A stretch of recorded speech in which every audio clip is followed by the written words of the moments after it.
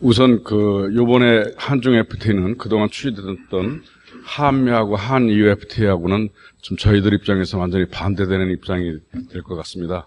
근데 지금 근데 우리 아직도 이 FTA에 대해서 화장품 업계는 대부분이 중소기업으로 이루어졌기 때문에 FTA에 대한 중요성에 대한 인식이 부족하기 때문에 상당히 고민을 하고 있습니다. 그리고 중국의 화장품 시장을 계략적으로 가면 약 150억 불 규모로 세계 3위의 화장품 시장을 갖고 있습니다. 우리나라가 중국에 수출할 때는 수출국의 4번째 수출 국가입니다. 그리고 지금 무역 현황을 보면 2010년도에는 우리나라의 43%가 중국에 수출됐고요. 무역 역조도 약 3억 불 정도의 역조를 해서 그 화장품에 대해서는 아직까지 우리가 굉장히 강한 위치에 있다고 생각할 수 있습니다. 그래서 한중 FTA 추진이 우리나라 중소기업들에게 좋은 활로가 될 거라고 생각이 됩니다. 그리고 이제 수출 시행의 내로사항은 뭐 관세는 뭐 일반적인 생각하고 중국의 특히 어려운 점은 비관세 분야입니다. 그동안까지는 별로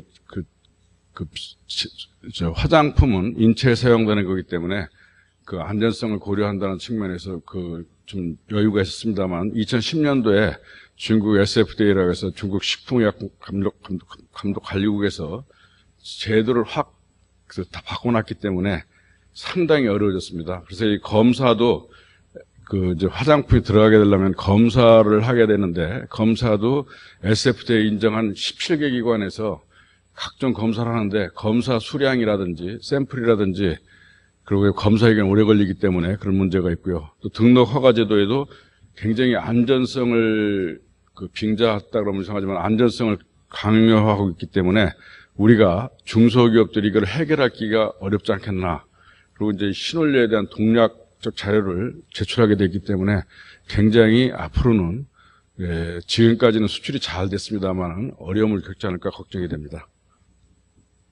그래서 이 개선이 필요한 사항은 물론 관세율은 별도로 협상에 의해서 진행될 거라고 보여지고 비관세 정책 중에서 검사 항목을 간소화시켜준다든지 한국에서의 시험한 결과를 인정해준다든지 하는 문제하고요.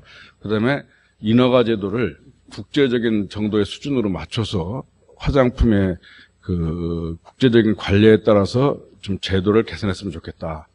이제 그런 생각을 갖고 있습니다. 그래서 지금 중국에 들어갈 때 보면은 중국 산업을 보호하기 위해서 굉장히 많은 안전성 자료를 요구하기 때문에 그걸 다 하려고 그러면 화장품 품목을 제조할 수 없을 정도입니다.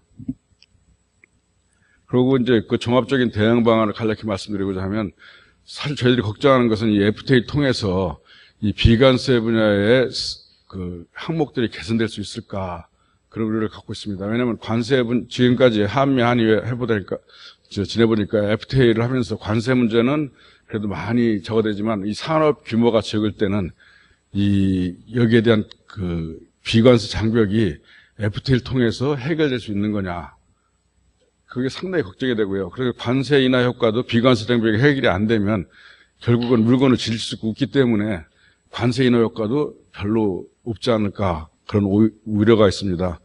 그래서 천상 물론 정부에서도 이제 이러한 비관세 분야를 해결을 위해서 노력을 해 주셔야 되겠지만 그 분야가 적다 보니까 그런 쪽에 대해서 상당히 뭐라 그럴까 넘어가는 분야가 많습니다. 그래서 우리가 스스로 중국 시장과 법규에 대한 이해 정진이 필요하다고 생각이 됩니다.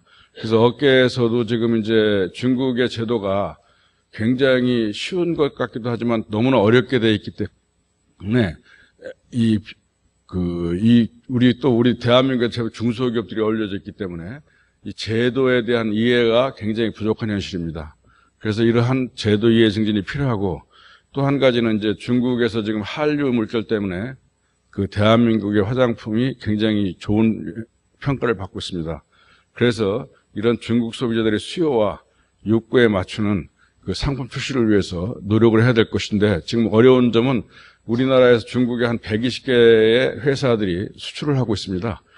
근데 수출하는 규모들이 보면 좀 죄송한 말씀이지만 국내에서는 브랜드가 워낙 유명한 회사들의 브랜드 때문에 국내에서 팔기 어렵기 때문에 수출로서 활로를 찾는 기업들이 많기 때문에 이러한 중소기업들을 위한 특별 배려가 있지 않으면 FTA가 어떤 효과를 거두기가 어려울 것 같다.